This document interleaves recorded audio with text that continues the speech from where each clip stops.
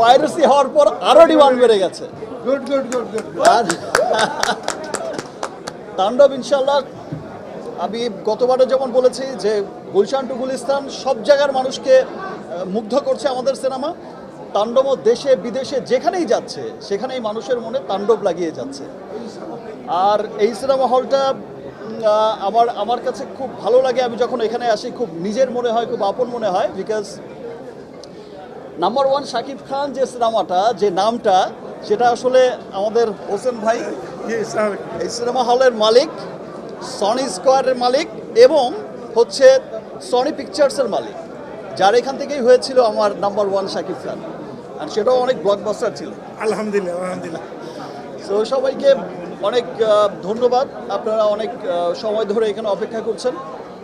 তাণ্ডব যেভাবে চলছে সেভাবেই চলবে, সকলের মনে তাণ্ডব লাগিয়েই চলবে ইনশাল্লাহ।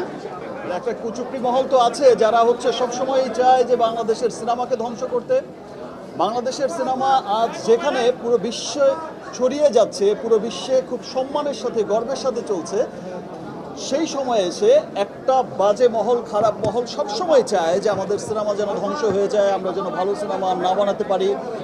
সিনেমার মাধ্যমেই তো আমাদের দেশ, আমাদের কৃষ্টি কালচার পৃথিবীময় ছড়িয়ে যাচ্ছে।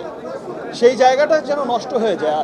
অ্যাকচুয়ালি এটা সিনেমার এগেনস্টে ষড়যন্ত্র না, আমি বলবো এটা দেশের এগেনস্টে ষড়যন্ত্র।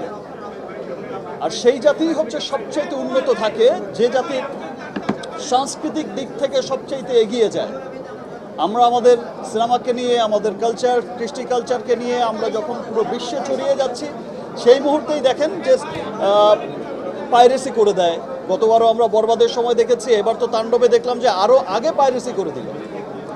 বাট আমি ধন্যবাদ জানাচ্ছি আমার দেশের মানুষকে এবং সমস্ত সিনেমা প্রেমী দর্শকদের। পাইরেসি হওয়ার পরেও এই বাজে মহলটা যেমন বোঝাতে চেয়েছে পাইরেসি হয়ে গেছে, সিনেমা আর চলবে না, সিনেমার সেল নেই, এই যে হোসেন ভাই বলছে যে পাইরেসি হওয়ার পর আরো ডিমান্ড বেড়ে গেছে।